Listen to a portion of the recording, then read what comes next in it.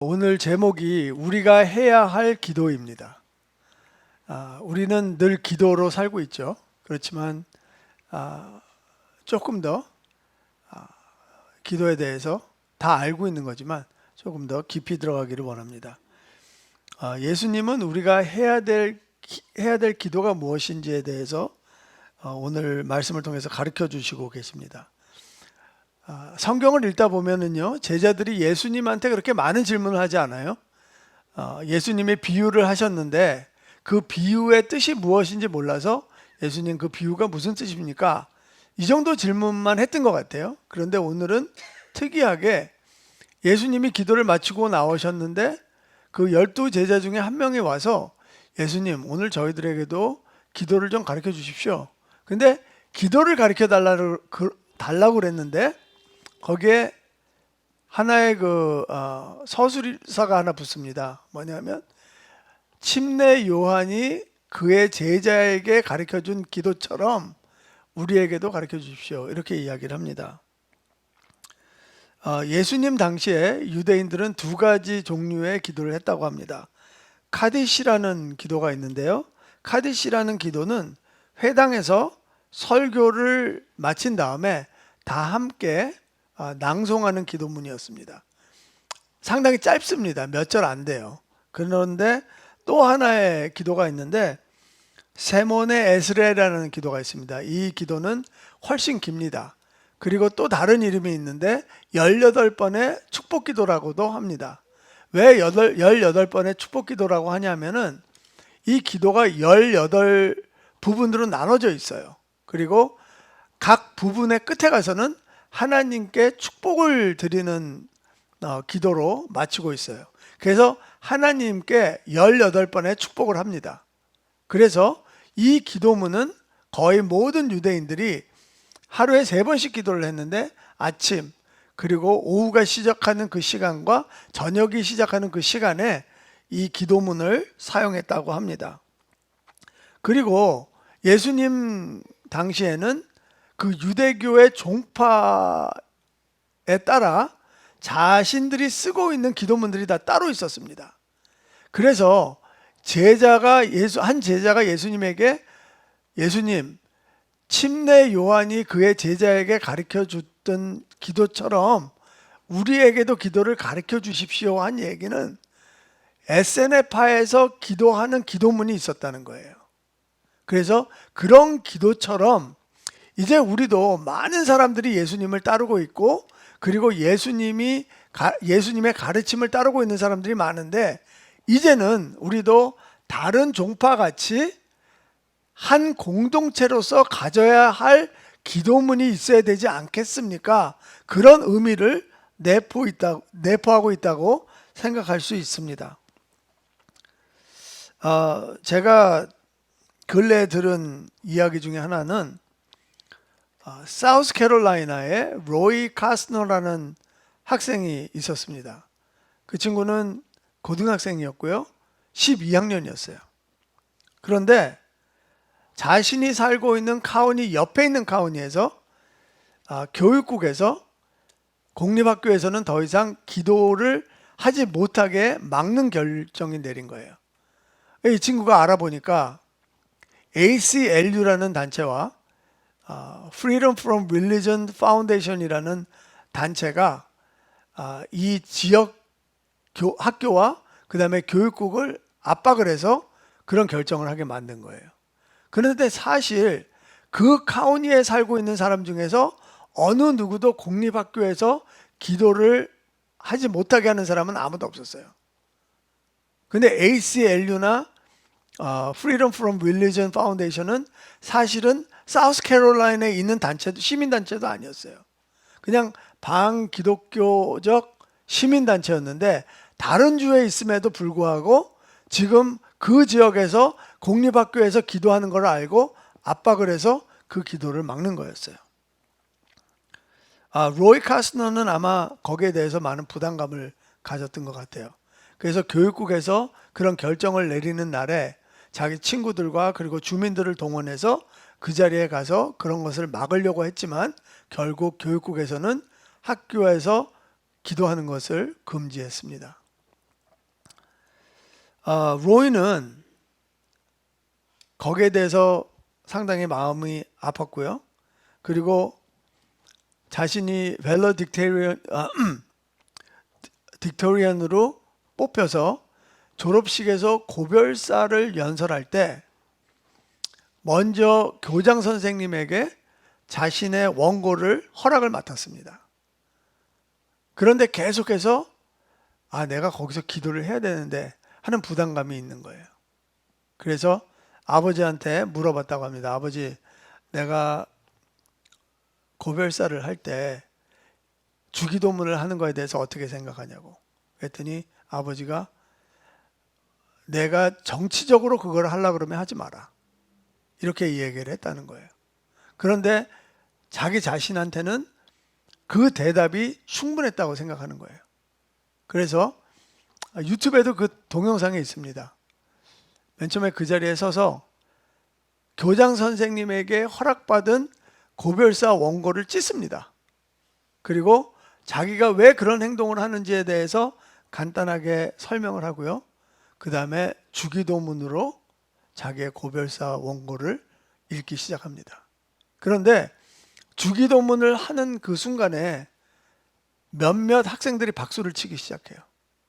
그런데 나중에는 모든 학생들이 환호를 치면서 로이의 그 용기와 그리고 하나님 앞에 드리는 그 기도에 감사하는 태도로 다 바뀌어요. 사실 로이가 있었던 동네는요, 상당히 작은 도시였어요. 그런데 이 일이 확산이 돼서 CNN에서 로이를 인터뷰를 합니다. 그때 로이에게 그 인터뷰하는 사람이 이렇게 물어봅니다. 이런 일을 할 때 상당히 부담스러웠을 텐데 어떻게 이런 일을 하려고 생각을 했냐고. 그랬더니 자기가 학교를 다니면서 가장 힘들었던 순간이 학교에서 기도를 못하게 할 때라고 그래요. 그리고 자기가 하나님에 대해서 옹호를 하고 싶었고, 그리고 하나님도 자기에게 그렇게 하기를 원하셨던 것을 느꼈다고 해요. 사실은 자기가 밸러딕테리언으로 뽑힐지도 몰랐대요. 그런데 하나님께서는 로이를 밸러딕테리언으로 뽑아주시고, 그리고 하나님의 마음을 그를 통해서 전하셨다고 저는 생각이 들더라고요. 물론 지금은 공립학교에서 기도 못하는 것을 크리스찬들도 당연하게 생각을 합니다. 그리고 사회는 계속해서 반기독교적으로 흘러가고 있습니다.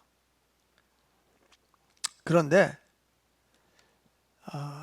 우리가 알아야 될 게 하나 있어요. 물론 많은 시민단체들이 반기독교적으로 행동을 하고 있고요. 특히 ACLU 같은 단체는, 시민단체는 상당히 적극적으로 행동을 하고 있습니다. 그럼에도 불구하고 우리가 알아야 될 게 있는 게 뭐냐면, 그런 일들을 위해서 예수님께서는 우리에게 기도를 가르쳐 주셨고요. 그리고 그 기도를 들으시는 하나님 아버지가 계시다는 겁니다. 지금 당장은 반기독교적으로 흐르는 것 같지만 결국에 가서는 하나님께서 합력해서 선을 이루는 모습을 보여주신다고 저는 믿습니다. 주기도문은 복음서에서 두 군데에 기록되어 있습니다. 마태복음과 누가복음에 기록되어 있는데요. 마태복음은 예수님께서 주기도문을 가르쳐 주실 때 5장, 6장, 7장에 나와 있는 산상수훈 가운데에 주기도문을 넣어 놓으셨고요. 그리고 그 주기도문을 통해서 용서라는 내용에 초점을 맞추고 계세요. 그런데 누가복음은 주기도문을 가르쳐 주시고 오늘 말씀처럼 그 주기도문의 초점을 어디다 맞추시냐면 중보기도에 맞추고 계시다는 것을 저희가 알 수 있습니다. 그러면 우리가 중보기도를 할 때 어떤 태도로, 무엇을 붙들고 어떻게 기도를 해야 하냐는 거죠. 그래서 오늘 말씀을 통하여서 한 3가지 정도를 함께 나눠보려고 합니다. 첫 번째는 아버지는 필요의 요구에 따라 응답하신다는 거예요. 5절과 6절을 한번 보도록 하겠습니다. 또 이르시되 너희 중에 누가 벗이 있는데 밤중에 그에게 가서 말하기를 벗이여 떡 3덩이를 내게 구워달라. 내 벗이 여행 중에 내게 왔으나 내가 먹일 것이 없노라 하며. 예수님께서는 주기도문을 가르쳐 주시고요. 그리고 5절 이후로부터 짧은 비유를 통하여서 왜 중보기도를 해야 되는지에 대해서 말씀하고 계십니다. 여러분들 이 말씀을 읽으면서 좀 이상하지 않아요? 왜 친구가 한밤중에 찾아왔을까? 그때 당시에 유대는요, 상당히, 지금도 뭐 그렇지만 낮에는 상당히 덥습니다. 그래서 사람들이 여행을 할 때 낮에 여행을 하는 것이 아니라 밤에 이동을 했다고 해요. 그래서 한밤중에 손님이 찾아오는 것이 그렇게 불편하고 익숙하지 않은 풍습은 아니었다고 합니다. 사실 손님을 접대하는 풍습은 어느 나라마다 다 있다고 저는 생각이 들어요. 뭐 제가 일일이 다 찾아보지는 못했지만 중국과 일본과 한국을 한번 찾아봤어요. 중국 사람들은 손님이 오잖아요. 그러면은 아주 풍성하게 먹인다고 해요. 그래서 중국은 사실 먹는 문화가 상당히 발전되어 있습니다. 그렇죠? 그래서 오죽하면 날아다니는 거는 비행기 빼고 다 먹고 기어다니는 거는 4발 달린 거는 테이블 빼고 다 먹는다고 해요. 그래서 중국은 반점이라고 해요. 그 여관을. 물론 우리 생각에는 반점이 식당 아닌가 이렇게 생각하지만 중국에서는 반점이 여관이래요. 그리고 자기 전에 이 사람들은 많이 먹고 그리고 잔다고 합니다. 일본의 여관은 료칸이라고 한다고 해요. 근데 료칸이라는 단어에는 그 목욕탕이라는 내용이 없지만 모든 료칸에는 목욕을 할 수 있는 시설이 다 있답니다. 왜냐하면 일본 사람들은 자기 전에 반드시 목욕을 해야 된다고 그래요. 그러니까 몸을 씻는다는 개념보다는 뜨거운 물을 담아놓은 욕조 안에 몸을 덮인다는 개념으로 꼭 그렇게 목욕탕에 몸을 담그고 몸을 데핀 다음에 자는 풍습이 있다고 합니다. 한국은 어떨까요? 한국의 옛날 여관의 이름은 주막이었습니다. 술주자 주막이에요. 하루 종일 걷고 주막에 들려서 자기 전에 뜨뜻한 국밥을 한 그릇 먹고요. 그리고 막걸리로 목을 축인 다음에 잠자리에 드는 것이 그게 우리나라의 전통이었다고 합니다. 마찬가지로 이스라엘도 손님이 오면 일단 배고픔을 허기를 채울 수 있도록 해주고요. 그리고 잠자리를 내주는 것이 그때 당시의 풍습이었습니다. 아마 친구를 맞은 사람은 좀 당황했을 거예요. 왜냐하면 밤중에 친구가 찾아온 것 자체는 그렇게 당황스러운 일이 아니지만 그 친구가 분명히 굶주렸을 텐데 먹을 음식이 없었던 거예요. 그래서 생각을 해낸 게 같은 동네에 있는 친구한테 가서 내가 떡을 구워다가 내 방문자한테 먹여야 되겠구나 이런 생각을 했던 것 같아요. 근데 예수님께서 이 비유를 말씀하시고 7절과 8절에 이런 말씀하십니다. 그가 안에서 대답하여 이르되 나를 괴롭게 하지 말라. 문이 이미 닫혔고 아이들이 나와 함께 침대에 누웠으니 일어나 내게 줄 수가 없노라 하겠느냐. 이게 주겠다는 소리예요? 아니면 안 주겠다는 소리예요? 주겠다는 소리예요. 그런데 주는 이유가 따로 있다는 거예요. 8절 보겠습니다. 내가 너희에게 말하노니 비록 벗됨으로 인하여서는 일어나서 주지 아니할지라도 그 간청함을 인하여 일어나 그 요구대로 주리라. 자, 생각해 보세요. 지금 이 사람이 잘나고 잠자리에 들었어요. 잠자리에 들기 전에 문에 빗장을 내려놓고 있고요. 집안에 있는 모든 불을 껐어요. 그런데 이 사람이 잠을 자다가 새벽에 일어나서 문을 열어준다는 게 얼마나 성가시고 귀찮은 일이에요. 아마 저희 집에 누가 와갖고 문을 두드리면 저는 좀 게을르거든요. 아마 자는 척 했을 거예요. 근데 예수님께서 말씀하시는 게 친구 때문에 떡을 주지 않는다는 거죠. 다시 말하면 관계 때문에 떡을 주지 않는 거예요. 근데 간청하기 때문에 준다는 거예요.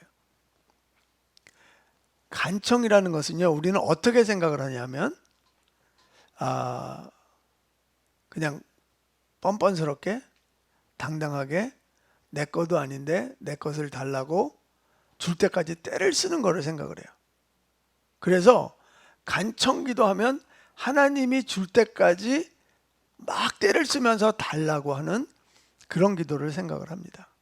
그런데 간청이라는 것은 당연히 그런 의미가 있어요. 그런데 관계의 의미가 첨가되어 있다는 거예요. 여러분 혹시 마켓에 갔을 때 어린 아이가 엄마한테 캔디나 아니면 장난감을 사달라고 떼쓰는 아이들 본 적 있으시죠? 그리고 그 아이가 의지가 강한 아이는 그냥 울면서 엄마 옷자락 잡고 다니면서 사달라고 그러는 게 아니라 거기에 벌렁 자빠져 눕습니다.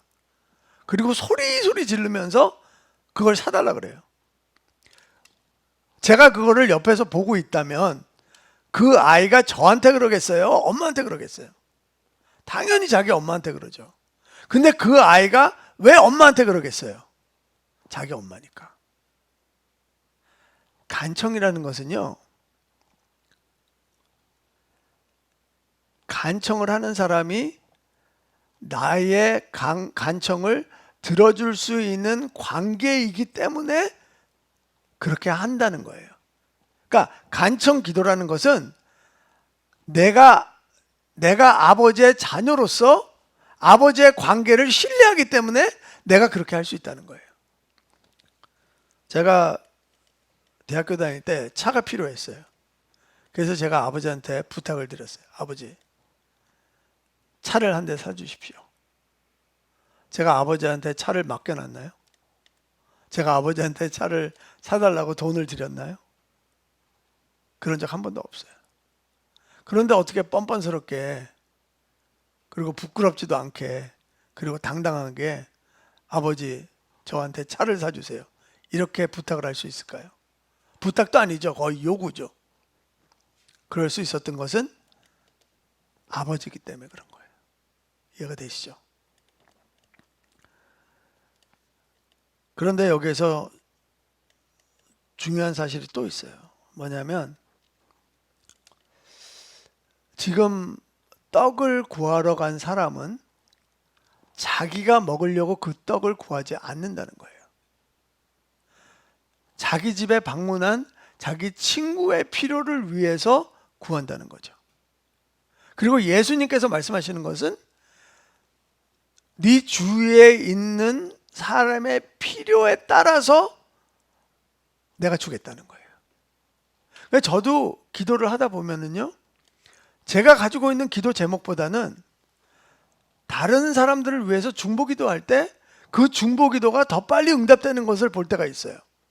아마 여러분들도 아마 그런 체험을 하셨으리라 믿어요. 하나님께서 원하시는 것은요,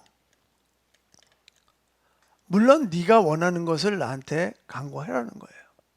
그렇지만 네 주위에 있는 사람들을 위해서 간절히 간청할 때, 그리고 내가 그것을 들어줄 수 있는 사람이라는 것을 신뢰하고 간청할 때 하나님께서는 응답해 주시겠다는 거죠. 두 번째는요,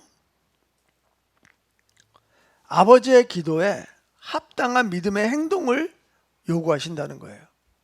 이 말씀은 뭐냐면 우리가 무릎을 꿇고 기도하는 것도 하나님이 기도로 받아주시지만 우리가 행동하는 것도 행동의 기도로 받아주신다는 거예요. 9절부터 한번 보겠습니다. 9절 10절. 내가 또 너희에게 이르노니 구하라. 그러면 너희에게 주실 것이요. 찾으라. 그러면 찾아낼 것이요. 문을 두드리라. 그러면 너희에게 열릴 것이니 구하는 이마다 받을 것이요.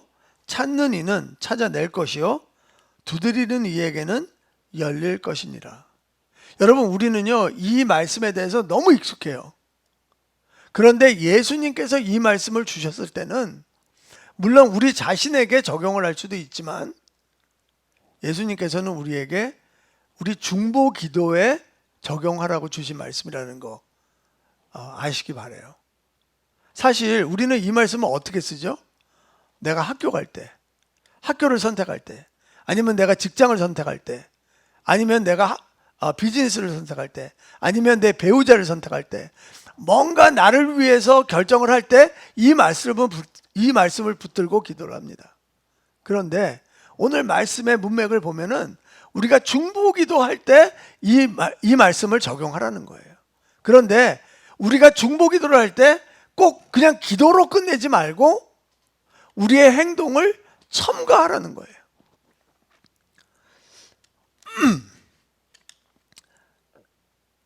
제가 오늘 말씀을 묵상을 하면서 이런 생각을 했습니다. 그러면 하나님께서 구하라, 찾으라, 두드리라 이 말씀의 영적인 의미는 뭐고 현실적인 의미는 뭘까 한번 생각을 해봤어요. 우리가 구할 때 무엇을 구해야 할까요? 그리고 누구한테 구해야 할까요? 우리가 구하는 대상은요, 우리가 필요한 것을 줄 수 있는 사람한테 구해야 된다는 거예요. 우리가 필요한 것이 있는데 그것을 줄 수 없는 사람한테 구해봤자 아무런 소용이 없는 거예요. 너무나 당연한 소리지만 상당히 중요한 소리예요. 우리가 필요한 것을 줄 수 있는 분은요, 아버지 한 분밖에 없으세요. 그러면 그 아버지한테 우리가 구해야 될 것은 무엇인가요? 지혜라는 겁니다.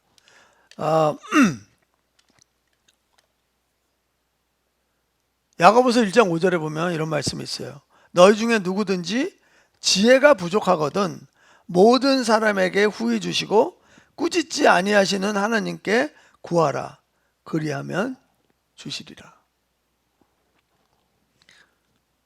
하나님이 직접 응답을 주실 수도 있어요. 그렇지만 하나님께서 우리에게 지혜를 주셔서 그 응답을 찾게 하실 수도 있다는 거예요.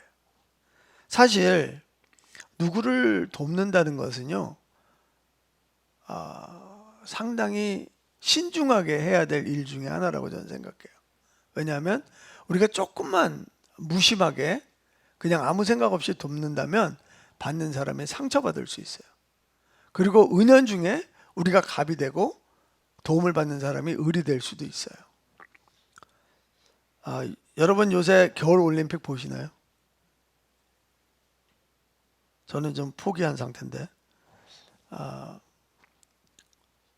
그 쇼트트랙이 저는 되게 재밌더라고요. 그런데 그 황대헌이라는 선수가 있는데 이제 남자 국가대표 중에 에이스죠. 근데 이제 이 선수가 1000m에서 실격을 당했어요. 그런데 실격을 당한 후에 자기 SNS에 마이클 조던의 어록을 올린 것을 봤어요. 장애물은 당신을 멈출 수 없다. 당신이 벽에 부딪혔다면 되돌아가거나 포기하지 말라. 기어 올라갈 것인지 뚫고 갈 것인지 아니면 돌아갈 것인지를 해결책을 찾으라. 저는 마이클 조던이 이런 얘기 했는지도 몰랐어요. 그런데 이제 황대현 선수가 한 것을 보고 마이클 조던도 이런 얘기를 했구나. 그런데 마이클 조던 얘기를 이렇게 보잖아요. 그러면 오늘 말씀과 상당히 유사합니다. 느끼시나요? 그런데 한 가지가 빠져 있어요. 마이클 조던 말에는 찾으라 두드리라는 말은 있어요. 근데 구하라가 없어요. 왜 없을까요? 그거는 내 자신이 구해야 되기 때문에 그래요. 기도할 수 있는 우리는 내가 져야 될 책임을 하나님께서 해 주시겠다는 거예요. 언제? 우리가 구할 때. 아멘. 두 번째는요, 찾으라는 거예요. 그러면 찾으라는 의미는, 영적인 의미는 뭘까요? 하나님의 뜻을 찾으라는 거죠. 사실 우리는 많은 사람들을 위해서 중보기도를 합니다. 어떨 때는 너무 많은 사람들이 있기 때문에 정말 스쳐가듯이 그렇게 기도할 때도 있어요. 그런데 그런 기도를 하다가 하나님이 어떤 사람들한테 부담감을 주실 때가 있어요. 여러분들 다 체험해 보셨을 거예요. 그럴 때 주님, 왜 저한테 이런 부담감을 주시나요? 그리고 제가 그러면 이 부담감을 가지고 무슨 일을 해야 될까요? 하나님의 뜻을 찾게 된다는 거죠. 그리고 현실적으로는 그 방법을 찾게 된다는 거죠. 그 방법이 없어서, 방법이 잘못돼서 하나님이 우리에게 주신 그 일들을 그르칠 때가 많아요. 그럼에도 불구하고 우리는 그 방법을 하나님과 기도로 교제함에 따라서 우리가 그 방법을 찾아낼 수 있다는 거죠. 야고보서 2장 15절과 16절을 보시잖아요.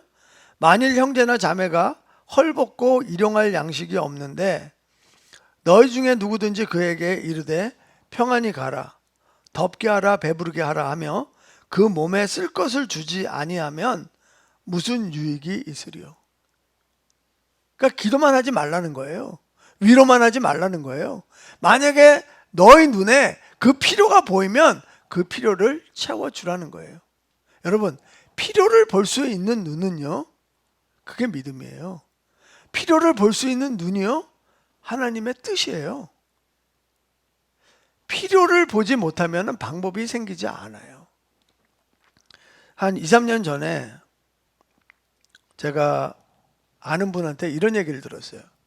이분은 꼭 봉투 안에다가 그 오불을 집어넣는데요. 그리고 그 오불짜리 그 봉투를 차에다가 몇 개씩 가지고 다니신대요. 그리고 노숙자들이 보이면은 정중하게 그 봉투를 드린다고 해요. 제가 그 얘기를 듣고요, 상당히 창피했어요. 왜냐하면 노숙자들한테 이렇게 돈을 드릴 때 사실 건방지게 뭐 1불 이렇게 드리고 그랬던 것 같아요. 그래서 제가 그 말을 들은 후부터 저희 아내와 저는 그 많은 돈은 안 넣어요. 5불 정도 집어넣어서, 그리고 봉투에 넣어서 이제 간단한 메시지를 적어놓고요, 하나님 사랑하신다 이런 메시지를 적어놓고 노숙자분이 계시면 저희가 그 돈을 정중하게 드려요. 방법이죠. 그냥 드릴 수도 있지만 그분을 존중하는 마음에서 드리는 방법이죠. 하나님께서는 우리가 섬길 때, 그리고 중보기도를 할 때 그 섬기는 방법에 대해서도 신중하게 생각을 하라는 거죠. 그리고 그런 것들을 하나님의 원칙대로 찾아보라는 거죠. 저는 이거 너무나 중요하다고 생각해요. 마지막으로 문을 두드린다 그랬어요. 문을 두드리라. 이거는 뭔가요? 하나님의 때를 기다리라는 거죠. 인내하라는 거죠. 여러분, 하나님의 응답을 듣기 위해서 우리가 막 문을 두드린다 하면 하나님이 우리가 막 문을 두드리는데 문을 열어주시나요? 안 열어주세요. 그건 우리가 가지고 있는 착각이에요. 하나님이 언제 문을 여시냐 하면은요, 하나님 때가 돼야지 열리는 거예요. 하나님의 완벽한 때가 돼야지 열리는 거지, 우리가 아무리 그 문을 세게 두드리고 계속해서 두드린다 하더라도 하나님은 문을 열어주지 않으세요. 그러면 왜 우리가 문이 열릴 때까지 인내하면서 문을 두드려야 될까요? 그거는 야고보서 1장 4절 말씀에 대답이 있어요.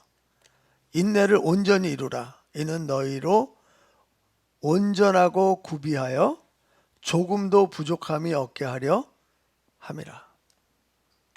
우리가 인내할 때 온전하고 그리고 온전하게 구비가 된다고 말씀하고 계세요. 이게 무슨 말일까? 이렇게 생각하실 수도 있어요. 누가복음 8장에 보잖아요. 그러면 회당장 야이로의 사건이 나옵니다. 지금 제가 말씀을 드릴 때 야이로의 관점에서 한번 이 사건을 보세요. 저한테 딸이 있어요. 12살 먹은 딸이 있어요. 근데 너무나 귀엽고 너무나 사랑스럽고 너무나 예쁜 그 딸이 지금 죽어가고 있어요. 근데 예수님이 저희 마을에 오신 거예요. 너무나 갑자기 소원이 생긴 거죠. 소망이 생긴 거죠. 예수님께 뛰어갔어요. 예수님, 제발 우리 집에 오셔갖고 제 딸 좀 살려주세요. 근데 한 이상한 여자가 나타난 거예요. 12년 동안 혈루증을 알았던 여자가 나타나서 예수님 뒤에서 옷자락을 잡은 거예요. 근데 예수님이 저를 따라서 빨리 오셔야 되는데 그 여자랑 자꾸만 대화를 하시는 거예요. 내 딸아, 내 믿음으로 내가 구원을 받았다. 사실 저는요, 그 여자가 구원을 받았든지 치유를 받았든지 별로 관심이 없어요. 저는 지금 당장 제 딸을 구해야 되거든요. 죄송해요. 제가 믿음이 없어서 그런 것 같아요. 예수님께서 그 여자랑 대화를 다 나누신 다음에 야이로한테 이렇게 얘기하세요. 예수님이 그 여자랑 대화를 마치셨을 때 야이로의 집에서 사람이 와서 야이로의 딸이 죽었다는 소식을 전합니다. 그때 야이로의 마음은 어땠을까요? 아, 이게 다 끝났다. 나는 그래도 예수님이 나를 도와줄 수 있었다고 생각했는데 이제 그런 희망도 다 사라졌다고 생각했겠죠. 그런 야이로를 보고 예수님이 이렇게 이야기하세요. 믿기만 해라. 영어로 just keep on believing. 이렇게 얘기하시는 거예요. 그리고 예수님이 야이로의 집에 가셔서 야이로의 딸을 부활시켜 주세요. 자, 야이로 입장에서요. 예수님이 안 오셔서 그냥 딸이 죽었다는 믿음을 가졌으면은 그 믿음은 정말 빈약한 믿음이었을 거예요.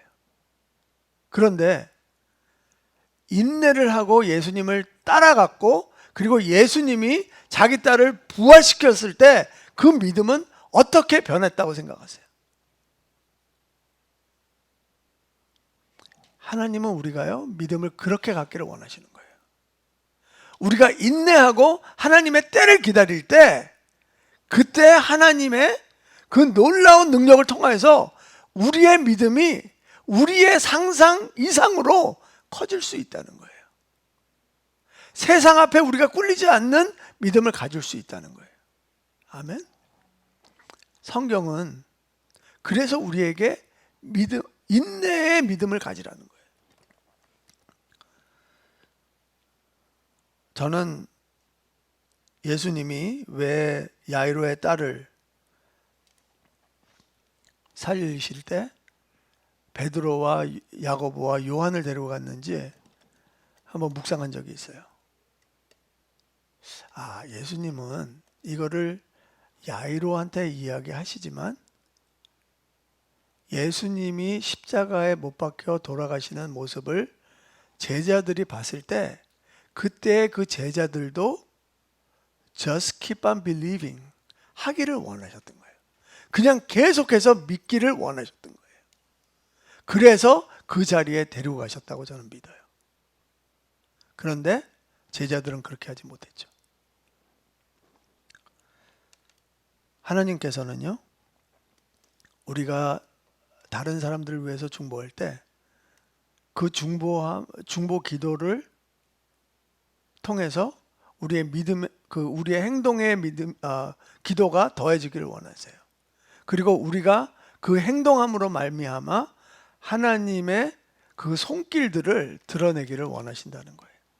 세 번째는 아버지는 기도한 것보다 더 좋은 성령님으로 응답하신다는 거죠. 11절, 12절, 13절 보도록 하겠습니다. 너희 중에 아버지 된 자로서 누가 아들이 생선을 달라 하는데 생선 대신에 뱀을 주며 알을 달라 하는데 정갈을 주겠느냐? 너희가 악할지라도 좋은 것을 자식에게 줄 알거든. 하물며 너희 하늘 아버지께서 구하는 자에게 성령을 주시지 않겠느냐 하시니라. 우리는 다 죄성을 갖고 있잖아요. 그럼에도 불구하고 아버지의 본능을 갖고 있다는 거예요. 우리가 아무리 악한 아버지라 할지라도, 악한 인간이라 할지라도 내 자식을 위해서는 더 좋은 것을 주기를 원한다는 거죠. 한번 이렇게 생각해 보세요. 만약에 어떤 아이가 자식이 있는데 아버지 저한테 총을 좀 사주세요.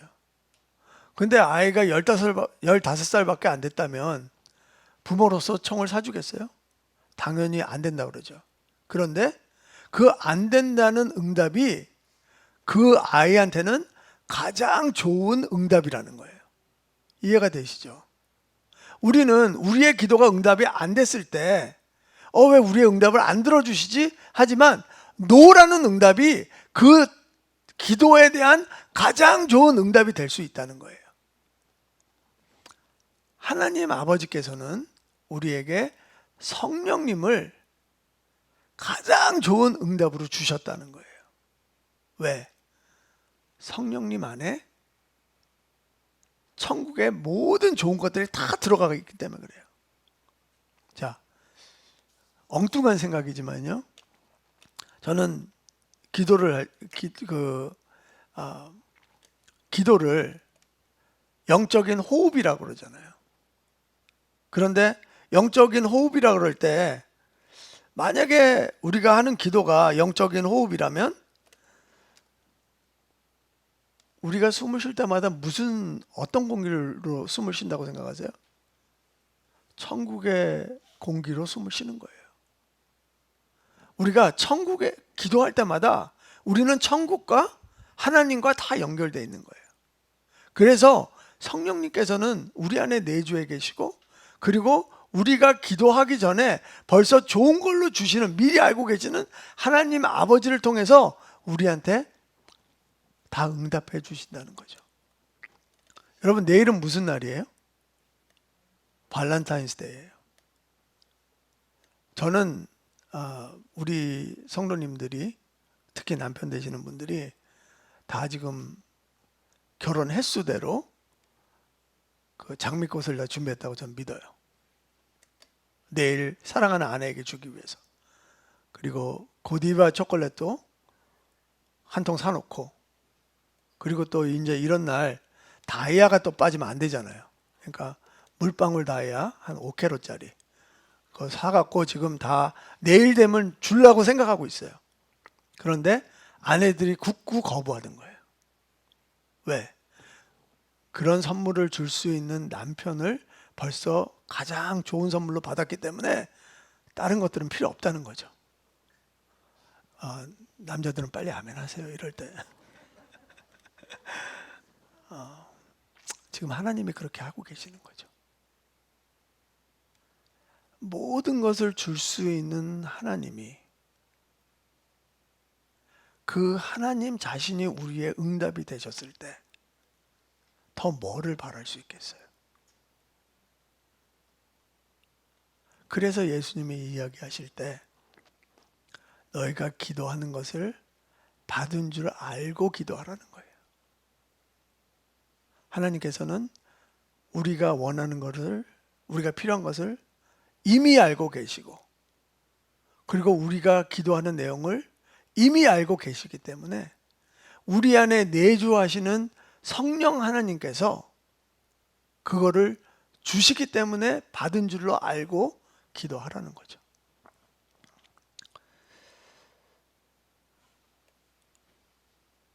누가복음 10장 21절에 보면 예수님께서 70인의 제자들을 전도여행을 보내신 다음에 기도를 하세요. 돌아온 다음에 기도를 하세요. 그런데 어떻게 기도하는지 아세요? 앞에 부분만 잠깐만 보면요. 그때 예수께서 성령으로 기뻐하시며, 우리가 아무리 어렵고 힘들고 지치고 그래서 우리가 주님 앞에 기도를 할 때 우리는 성령님이 벌써 응답으로 받았기 때문에 우리가 기뻐하며 기도할 수 있다는 거예요. 잊지 마시기 바라요. 예수님은요 그거 알고 계셨어요. 예수님은 그대로 기도하셨어요. 사실 저도요 힘든 일이 있거나 어려운 일이 있으면 하나님한테 찬양 안 해요. 못 하겠어요. 그냥 한숨부터 나와요. 그런데 바꾸려고요. 성령으로 먼저 기뻐하고 하나님한테 감사하며 나가려고요. 왜? 그게 하나님이 원하시는 기도의 방법이기 때문에 그렇습니다. 예수님은 우리의 기도가 업그레이드 되기를 원하세요. 마태복음에 보면은 이런 말씀이 있죠. 예수님께서 주기도문을 가르쳐 주시기 전에 왜 주기도문을 가르쳐 주시는지에 대한 이유가 잠깐 나와 있습니다. 그 이유가 뭐냐면 6장 5절부터 8절까지 나와 있는데 제가 읽지는 않겠습니다. 그렇지만 간단하게 설명을 드리면 다른 사람들 눈을 의식해서 기도하지 말라는 거예요. 외식적으로 기도하지 말라는 거예요. 어떻게 기도하냐? 골방에 들어가서 하나님 아버지와 친밀한 관계 속에 기도하라는 거예요. 그리고 기도할 때 길게 하려고 그러지 말라는 거예요. 중언부언하지 말라는 거예요. 여러분 중언부언이 뭐예요? 그냥 같은 말을 계속해서 반복하는 거죠. 그래야지 하나님이 듣는다고 생각을 하는 거예요. 왜? 이방인들이 자기 신들한테 기도할 때 그렇게 했거든요. 여러분 중언부언이라는 것은요 현대말로 이야기하면은 성령님이 계시지 않는 기도예요. 그렇게 하지 말라는 거죠. 그리고 우리가 기도하기 전에 이미 우리 필요를 알고 계시는 하나님을 신뢰하라는 거예요.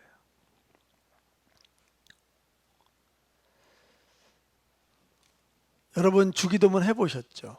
주기도문이 긴가요? 짧은가요? 1분도 안 걸려요. 예수님이 가르쳐 주신 주기도문은 짧지만 완벽합니다. 그리고 단순하지만 깊은 내용을 가지고 있어요. 하나님께서는요, 우리가 기도할 때 당연히 하나님 앞에 찬양을 드리기를 원하고요. 당연히 우리의 감사 내용을 고백하기를 원하고요. 우리가 회개의 내용을 듣기를 원하세요.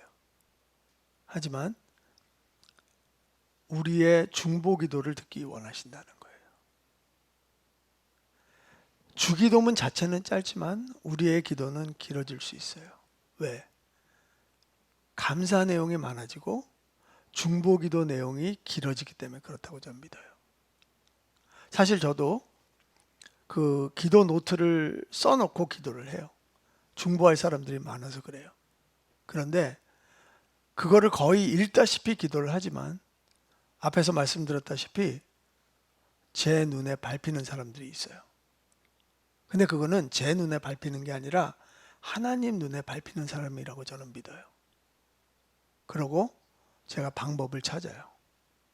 하나님, 이 사람을 어떻게 도와줘야지 하나님 뜻대로 도와주는 것입니까? 여러분, 우리가 그런 일을 할 때 예수님이 우리에게 가르쳐 주신 주기도문의 목적을 달성하는 거라고 저는 믿어요. 우리가 그냥 우리를 위해서, 우리 가족을 위해서 기도하는 것도 중요하지만 거기에서 한 단계 업그레이드 되기를 원하세요. 저는 오늘 이 시간 이후 우리들의 기도의 내용들이 좀 더 하나님을 찬양하며 그리고 우리 이웃을 위해서 우리 주위에 있는 사람들을 위해서 더욱더 중보하며 행동의 기도가 나오는 저와 여러분이 되기를 그리스도의 이름으로 축원합니다.